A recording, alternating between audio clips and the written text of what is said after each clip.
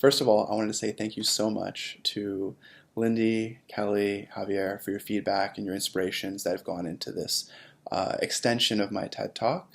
As Lindy, you were so kind to suggest.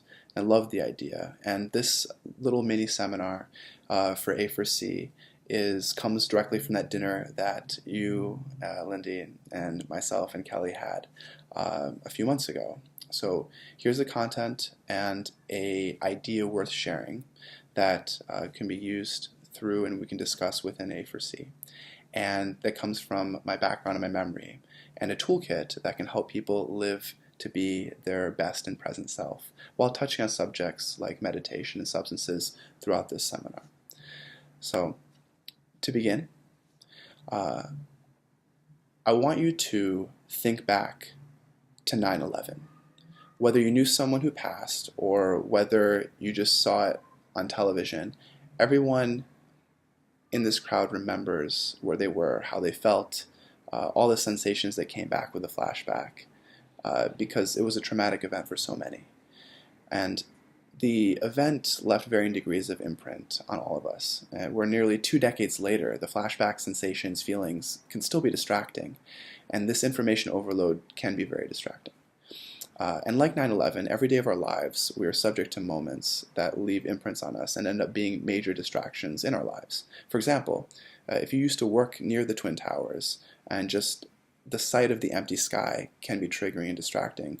So maybe you had to quit your job next to Ground Zero in order to live your fullest present self elsewhere.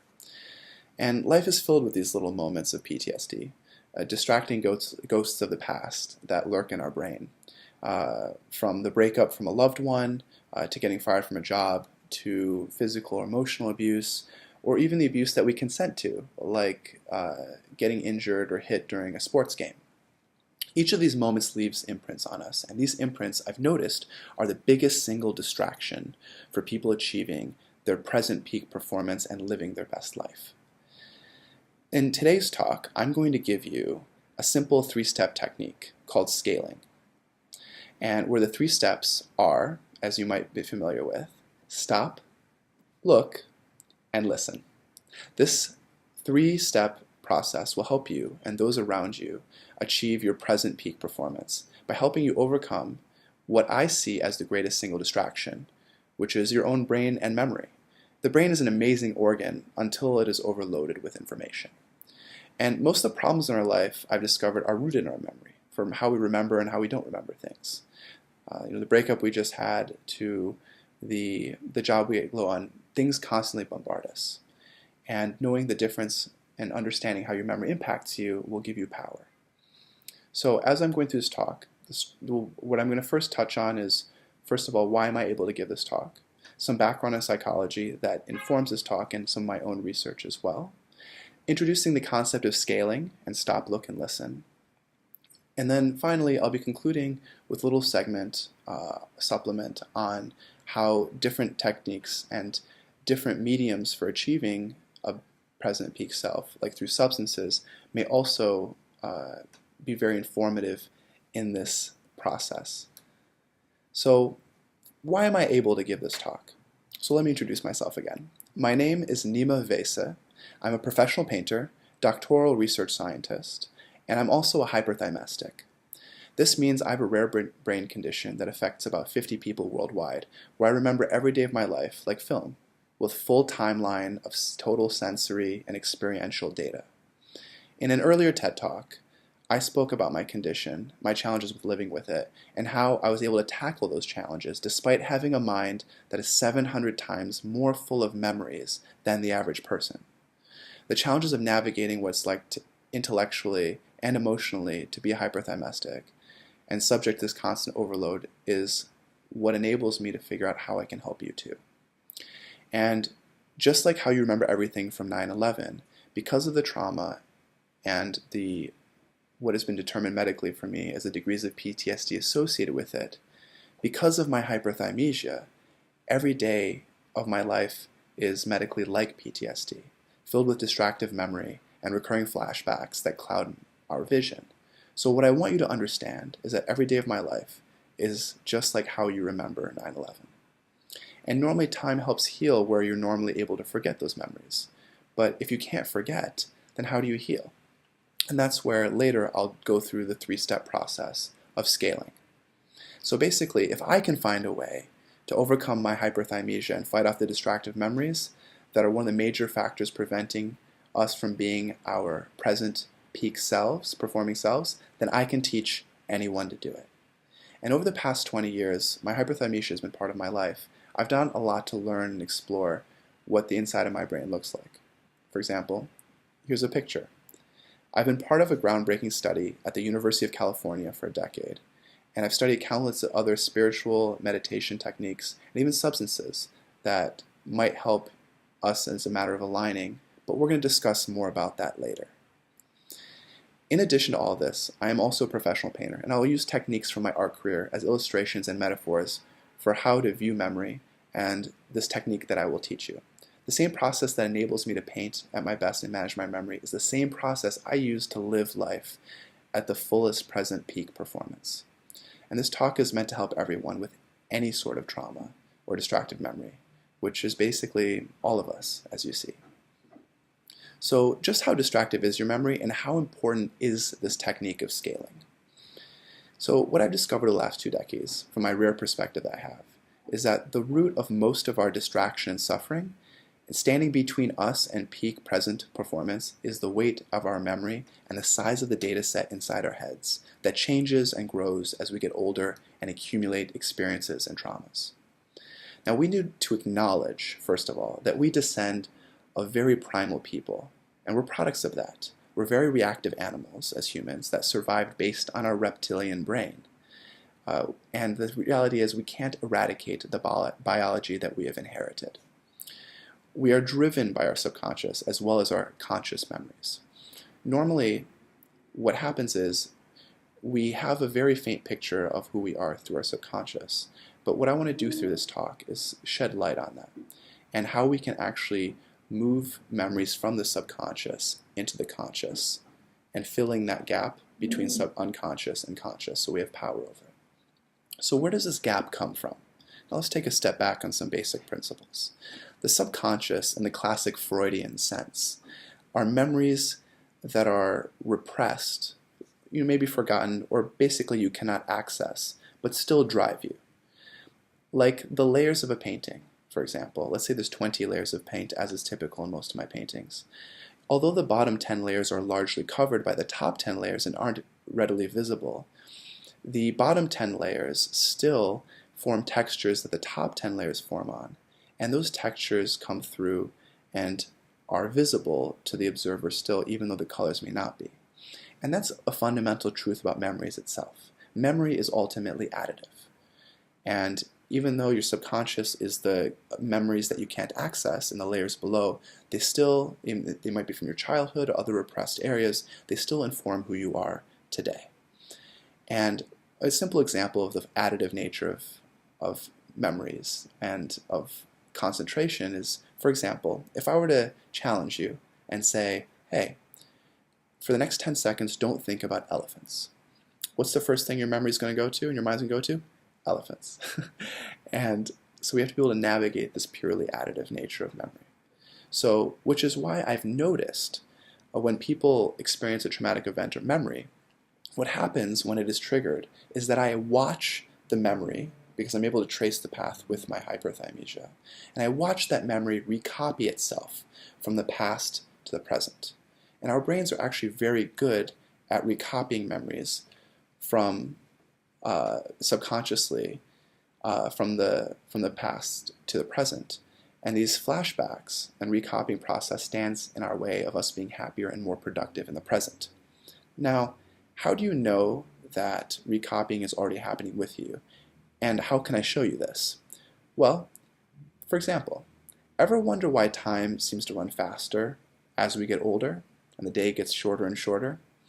Well, as I've noticed in my own memories, and I've watched the mechanics of memory and recall happen, it's because when we're younger, or as kids playing in the backyard, in a 24-hour day, our day is filled with memories, brand new memories, and new experiences that fill the richness of our time. However, As we get older, most of our 24-hour day is not filled with new memories, but old ones recopying from the past to the present so that we can survive in this adult world. This recopying means that when you have less and less new memories you're absorbing each day, this also means that if your same day length is filled with less memories in your adult life, it's going to feel like time is moving faster because you have less time recorded in your day for the same 24-hour period. So you're covering the same amount of time with less memory, which feels like you're moving faster. So how am I able to see all this? Because as a hyperthymestic, I don't have a subconscious, or at least one as large as yours.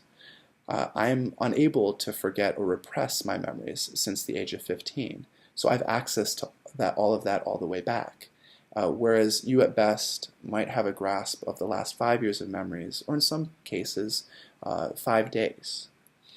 But forgetting and repressed memories and this loaded subconscious are actually perhaps evolutionary advantages that you have, but I don't.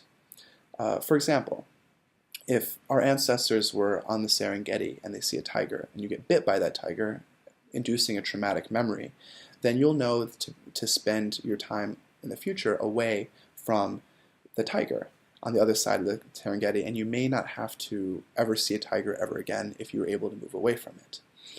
However, in today's world, we don't just see a tiger, an impulse, or a bite once, and we don't have the luxury of avoiding it. We're getting bit all the time. Not just by ourselves and our internal memories, but by social media, family angst, work stress, emails, and all of this that drains us emotionally, spiritually, and physically.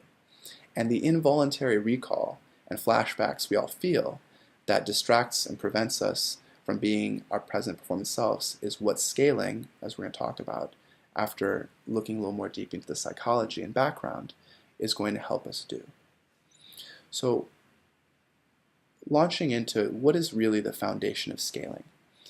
And what I'd like to do is I'd like to start with a quote from a personal hero and someone who has taught me a lot about the ideas that go into scaling and how distractive memories of our lives can be overcome to help us achieve our best selves.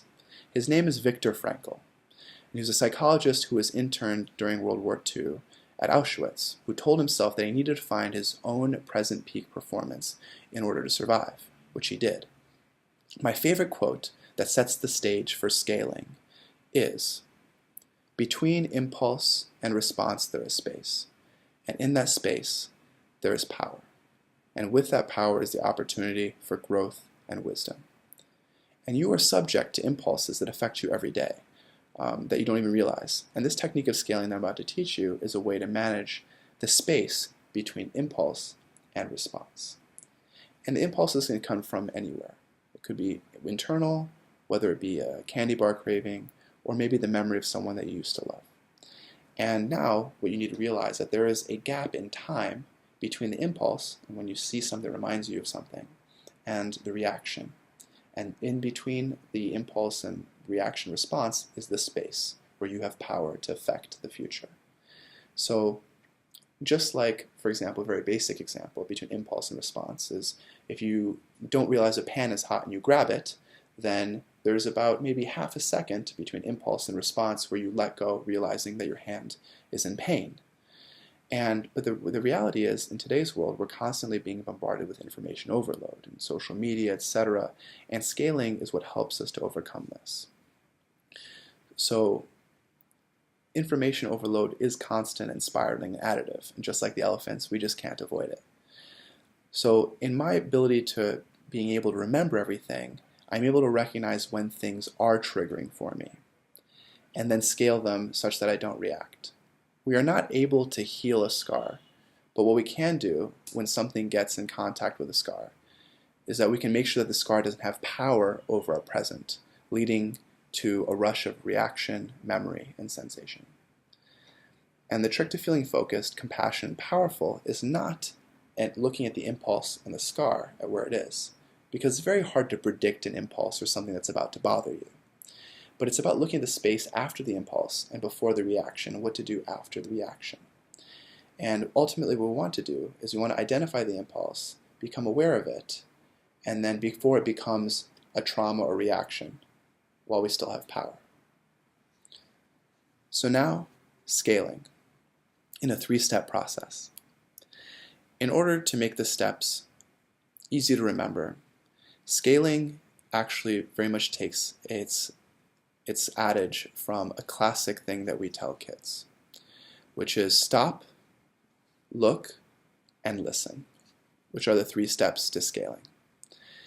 Now, each one of these steps ties into a deeper psychological concept, which we'll go into, and then each one of these steps we can also remember physically through a few little techniques that I can teach you to help you remember them. So the first step is in scaling, when you feel an impulse, is stop. So what does it mean to feel an impulse? It means something has happened, maybe you've been touched by something, maybe you remember something, and the first thing you want to do when you feel an impulse is to stop and ground yourself. This can mean physically stopping, looking at your feet and taking a breath. So by grounding yourself, you're actually helping to achieve a higher personal equilibrium. Now let me explain an example of where this first step is important. Let's say we're at a party and someone comes up to me that I'm not ready for, and they come and they hit me on the back in what I would hope is a positive celebration term. So what happens is I get hit in the back and there's an impulse.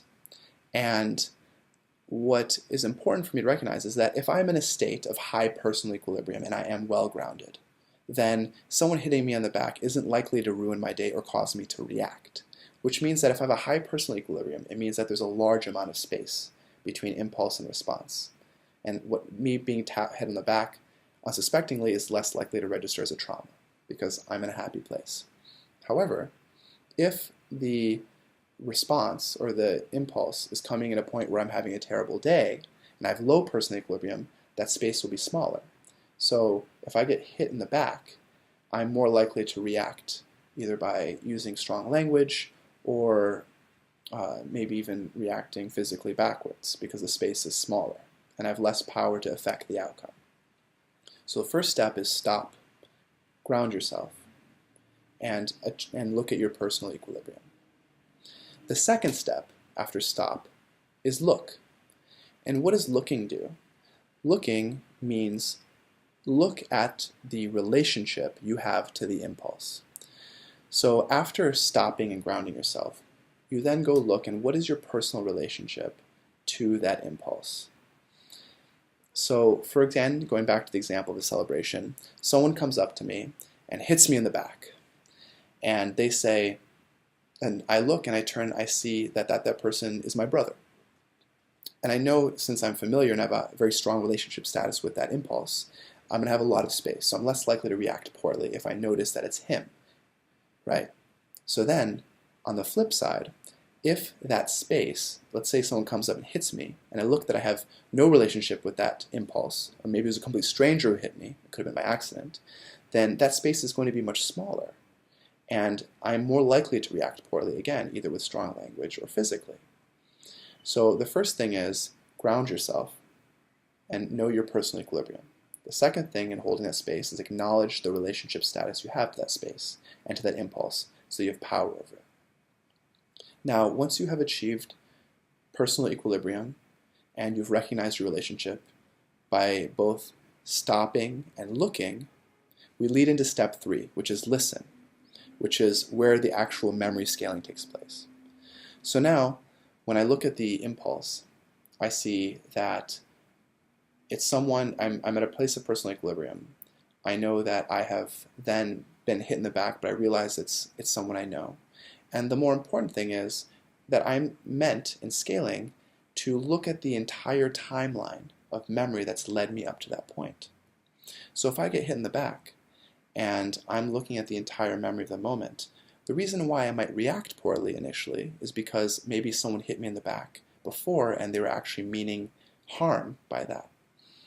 But by scaling out my memory and realizing that the person who hit me was doing it purely in moment of celebration, and that's what's actually happening, as opposed to some other memory that's going to recopy itself to cause me to act in a way that's negative, being able to see the whole timeline and every memory that led you up to that means that you can see the source in your subconscious of where it's coming from.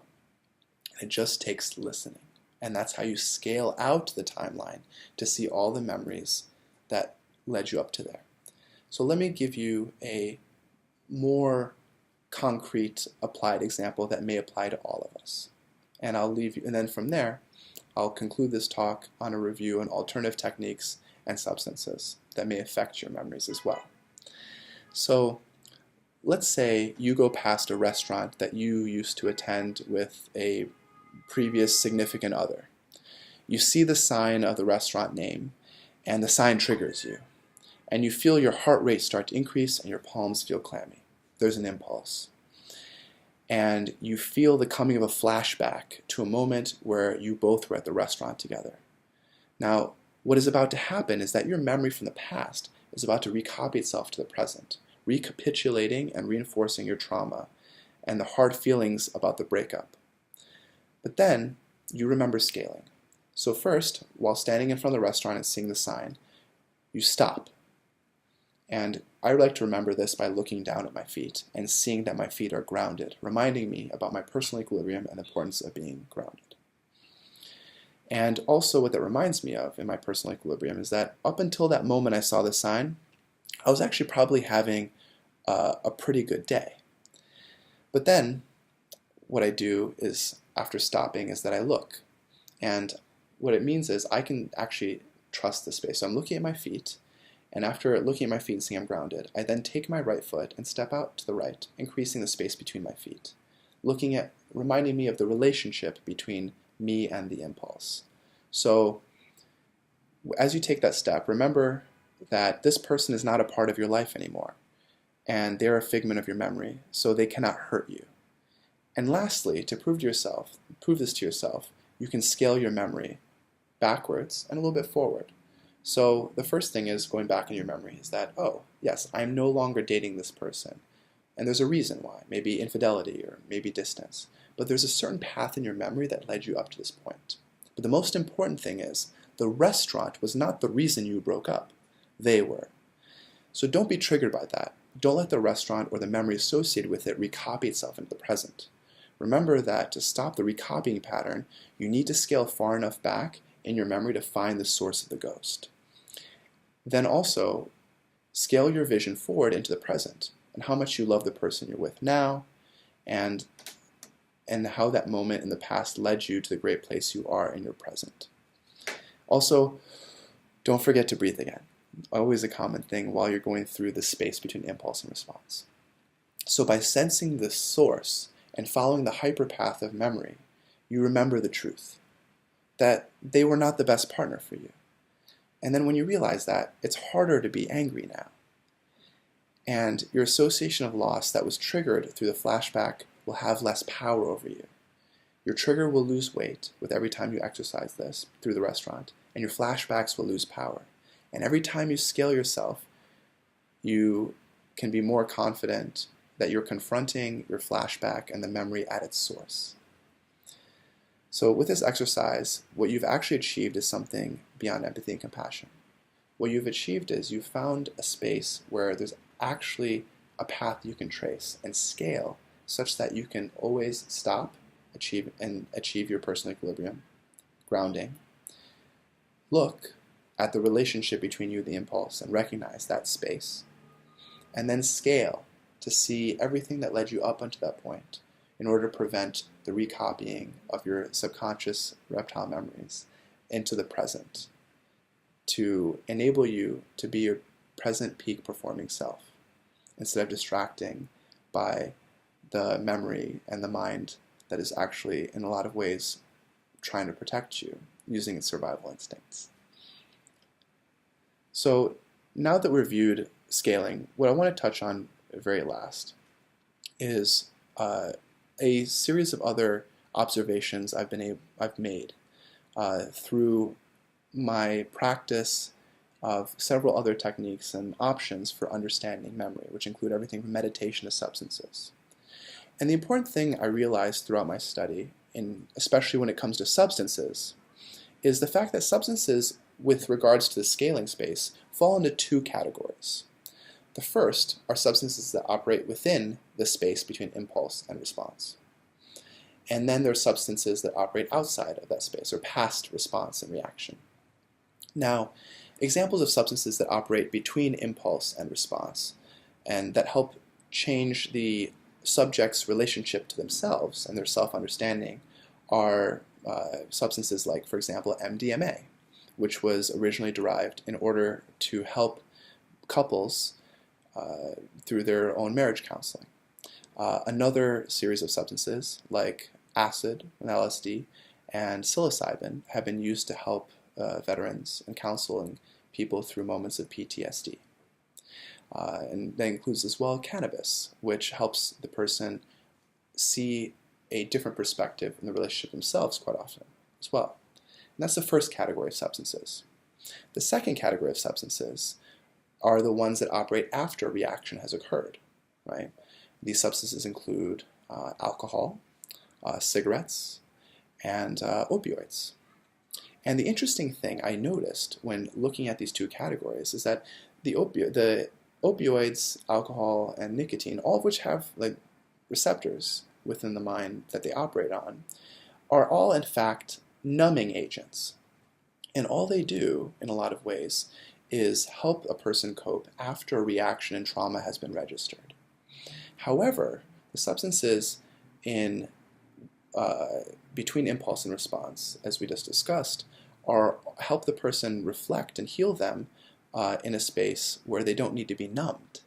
But also interestingly, all these substances that help the person to reestablish the relationship with themselves and overcome traumas are all Schedule I substances, or have been historically, which is fascinating in the sense that they're actually able to operate in a place before a trauma can be registered, may be registered. Whereas the ones that have been promoted and legalized historically have been substances that actually numb and don't heal after the process has been, after response, reaction, or trauma has been registered. So thankfully, what we found is over the past several years, public policy has pivoted and understood that these substances actually that operate between impulse and response have a lot of merit. And we're seeing in recent years scientific research being reestablished for a lot of these substances and legalization in spaces, for example, that include cannabis, as we well know. And hopefully, going to the future, in a combination of psychology techniques, meditation, and scaling, we can create a complete toolkit for those who want to leave their life at a positive, present peak performance while not worrying about the distractions that can come and overcome us through the daily life that we now exist in our society today. Thank you so much for this talk and this opportunity, and looking forward to hearing your thoughts and working with you soon.